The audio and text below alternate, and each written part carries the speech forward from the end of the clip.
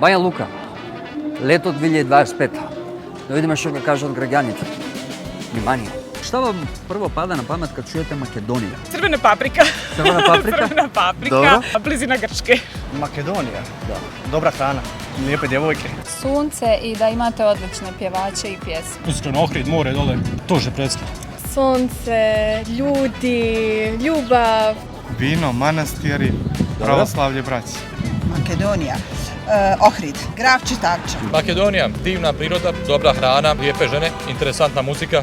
Ohridsko jezero na kojem sam bila, Toše Proeski, Dobro. gdje sam bila isto.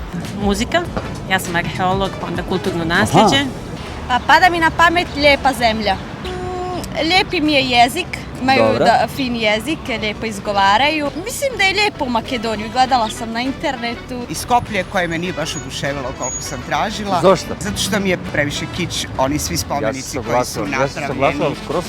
Recite mi, je li bilo bolje u Čika Jugoslavija ili može bi sada? Šta mislite? U Jugoslaviji. Da, zašto? Zato što smo svi bili jedni. Sad si Makedonija, a ja Bosna. Dobro. Kao da smo dva svijeta. Jugoslavija ili sada? Da. Isto sve. Isto Ne sve. valja ni tad ni sad. Vrijeme je odmahlo, tako da ja mislim da je sad. Po priči starih bilo je njima bolje, ali nemam pojma, meni je za sad dobro ovdje ovako. Bilo je nekih prednosti, bilo je nekih mana, jednostavno ljudi su bili više ujedinjeni, mislim da je bilo bolje kad smo držali se zajedno. Dobro je i danas jednostavno, odnosi su bolji, nije kao što je nekada bilo, ali jednostavno sve funkcioniše.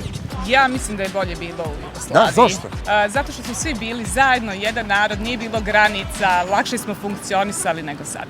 Eto, za početak trebaju nam pasoši da bilo gdje otišli, bilo šta posjetili i nekako je prije bilo puno sigurnije. Moglo se spavati u kući otvorenih vrata, moglo se kampovati gdje god, a sad je ipak malo situacija drugačija. Meni je bilo bolje u nekim stvarima. To što ja danas mogu otputovati bilo gdje, što mogu kupiti sve što zamislim ako imam novaca, naravno, Tako? je bolje. Dakle, bilo je druženje bez gledanja tko je tko, kako se ko zove, slušala se dobra muzika, morate priznati. Da. Ta muzika od Štulića, Dugmeta, Lebi Sol na kraju, Latko Stefanovski je meni jedan od dražih. Sve to nekako se živio jedan život. Mama je znala doći s posla sa gajbom jagoda, tu mi je neka ilustracija na to. Išlo se ljetovanje, zimovanje, bilo je putovalo se dosta, moja porodica uvijek je voljela da putuje, imali smo pasoš, putovali smo svuda. Pa ja mislim da je bolje sad. Bolje sad, zašto? Pa sad je mir. Može li se Balkan ujediniti u EU ili ćemo u EU svako zasebno? Pa mislim da je to teško da se izvede. Veća je vjerovatnoća već zasebno. Bilo je odlično da nas spoje zajedno i da nas uzmu pod svoje, ne da mi vladamo. Nismo mi za te stvari. Mislim da ujedinjenje u jednu veliku državu kao što je nekada bilo u datim okolnostima to nije moguće. Treba još puno da se radi na tome. Pa možemo, bilo bi to dobro. Da, to je bilo dobra bi to ideja. dobro, da. Bilo bi bolji kao ljudi i puno toga bi bilo bolje. Može, ali nismo mi za to. Nismo posebni. Nismo Da? mi za to. Naš mentalitet nije za njih. Pa imamo duš mi od na Balkanu, za razliku od njih. Mislim da se Balkan ne može ujediniti, da će svako za sebe, jer generalno smo takav narod. Vjerujem da ništa Znači, od toga. najvjerojatno Makedonija, svako Crna zasebno. Gora i Bosna, to su države koje su mi okej.